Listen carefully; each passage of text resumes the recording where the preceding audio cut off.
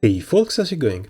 It's been a while since I wanted to do another progression and planning. Ever since I've completed my Magna to Dark Grid, I've been a bit lost on where to go, so now that the dust has settled, I can finally sit down and take a good look at my overall progression to see if and where I've got holes to fill.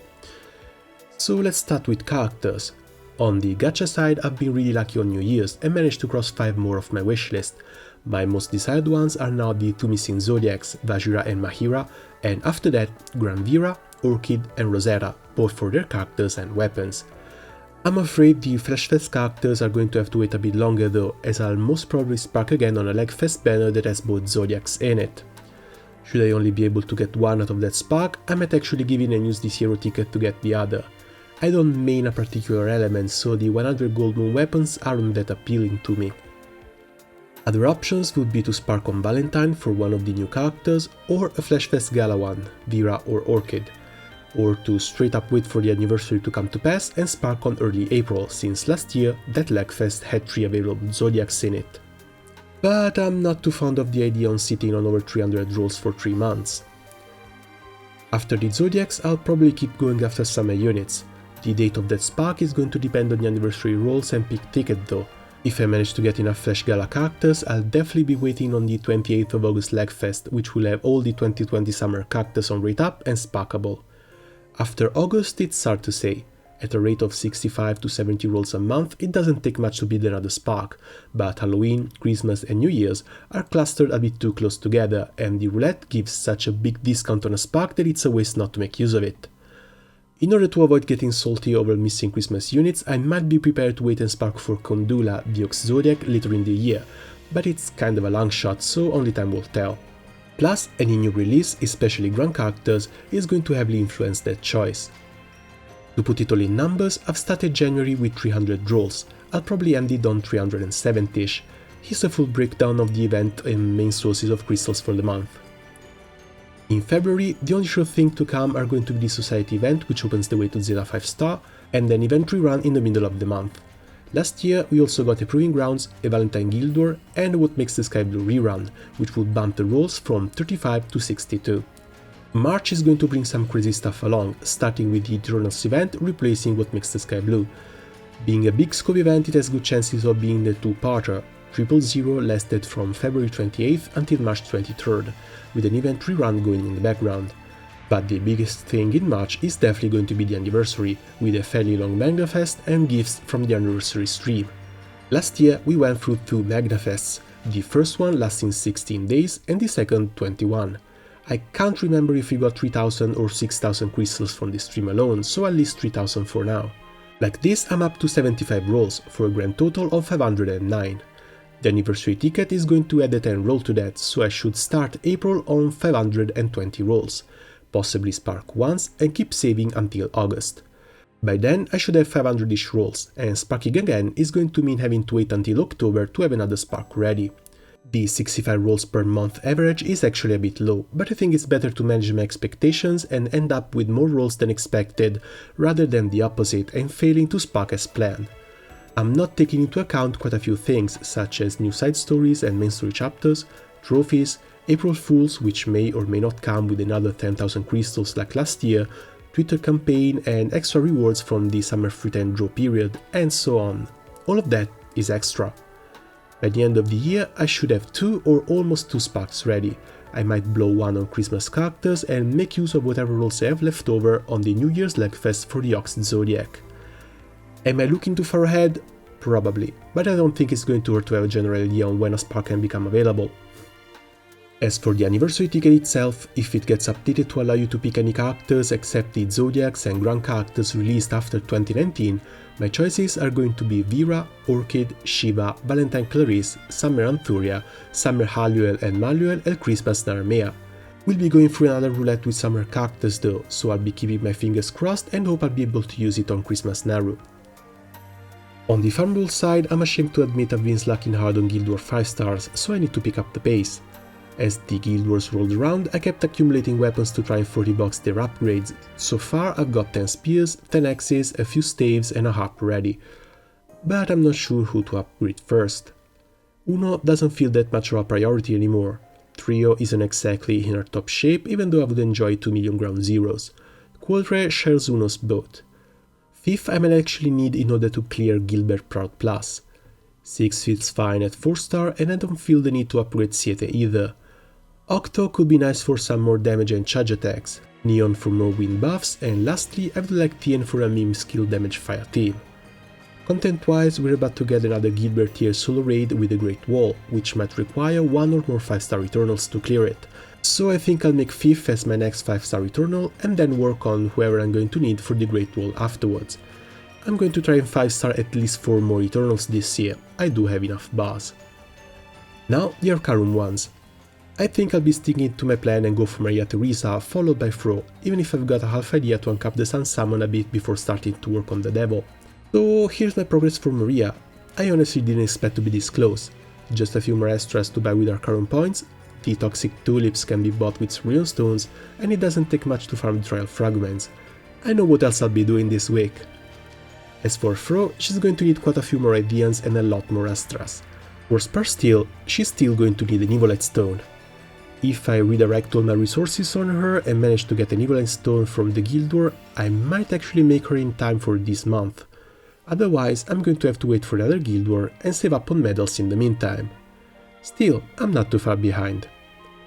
If I want to power up the Sun to affect 3 allies though, it's going to set me back quite a bit, mostly in the Astra and Root Fragment spots. 105 Astras are a bit of a heavy blow and it's going to leave me with only 89 for Fro. I think I'll let Fro take precedence and start working on the Sun afterwards. And since we got a needful amount of function to make use of and I found myself kinda never using most of my Ultima teams, I thought I'd make some updates to my team layouts as well. It's honestly not changing much. I've been very comfortable with the way I set them up and divided by tier raid, but I ended up using what was the standard balanced team on most of my tier 1, 2, Magna high levels and so on, to the point where I'm basically wasting a slot for the spec one. So my first teams are going to be composed of characters who can perform well on full auto, possibly with healing or single target skills, so the mod won't cast them and cycle through the turns faster. The attack slot remains dedicated to 1 turn kill comps, even if the damage required for that 1 turn kill has gone up to 20 millions and is going to be raised to 21 in the near future. The special team is going to take care of most of the middle of the road fights, as many share some of the weaknesses, while the defensive team is probably still going to be my Spartan team, running phalanx or at least characters with means to deny some of the nastiest triggers of the game. The alternative slots I just use for whatever. When I feel like playing with a specific character, I just make a team for him or her and use it for a few days. On the B side, I still keep an R and SR teams for farming for pendants on Magna raids, and hopefully Cygames is going to come up with some more fun content for them in the future. The Ultima teams though, they're going away.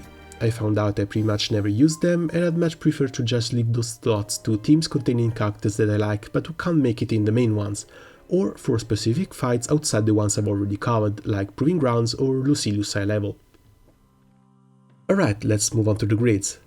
I've been using a standard AES grid for the longest time now. These things really need a 4-star uncap.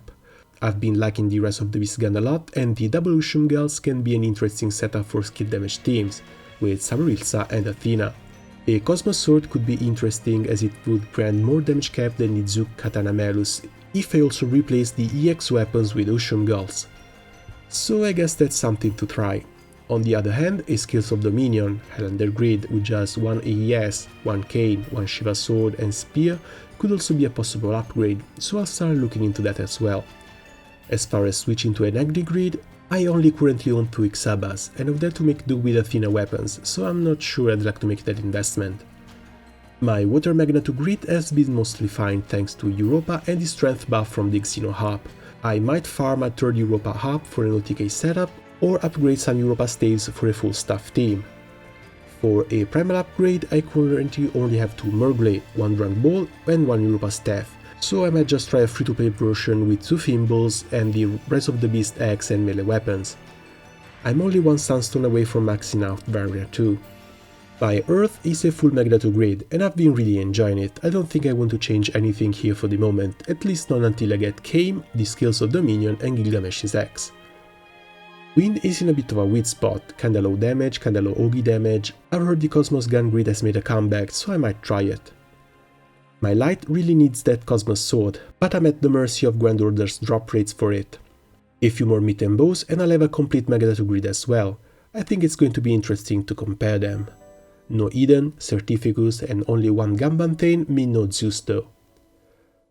My Dark is running on a Magneto grid as well. Even though it has kind of low autos, it makes up for them with some insane charge attack damage.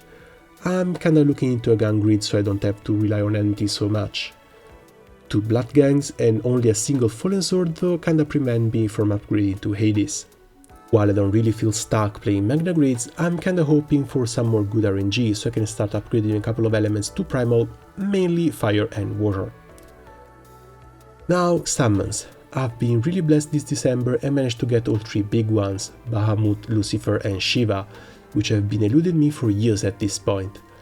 In those years I've been pretty much just stockpiling Sunlight Stones and I'm currently sitting on 11, with a 12th purchasable from the Arkham shop and a very likely 13th one coming from the anniversary stream in March.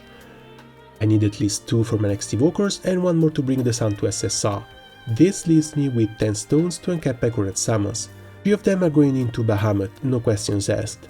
I need to bring him to 5-star as soon as possible, both for decal and as a stat stick. Lucifer can be a good second contender for 3 more stones, but he's a defensive summon and I don't really feel the urge to upgrade. I guess you can wait until after the anniversary stream in case the roulette can save me another stone. Gabriel, Michael and Raphael would all greatly benefit my main elements, but I don't have enough stones for them all, so I might just upgrade one or the other based on the next Guild Wars elements. Shiva could also use 3 stones, so I can put him up as a support summon, but like Freyr, his call doesn't change with modern caps. Freyr just gets a veil in addition to all his buffs. So he too can wait until April. And that's about it. I went from drowning in Silent Stones to not having enough. I'm not going to waste them on SSR carbuncles either, but I might throw one in Verona if I decided to try out a basic primal grade. As far as content goes, I want to make a little list to remind myself what I've been skipping on and what to prepare for. My crew is currently getting ready for Lucilius high level and I'd very much like to be part of that. My teams with the most HP are now Light and probably Water once I'm done with Justice. I need to fix my ultimate Bahamut high level team and try and do daily trains in an attempt to farm gold bars and put second skills on my weapons. I need to give another shot at Gilbert Proud Plus and see if I can do anything without requiring 5th 5-star. Also, I still need the trophies for the solo clear of tier 3 and Melis raids. That's quite a bit to work on already, and Cygames have announced 6 more solo battles and 8 more raids from here until summer. So it looks like this is going to be quite a busy year. Alright then, that's going to be it from me for the moment. See you guys soon. Ciao!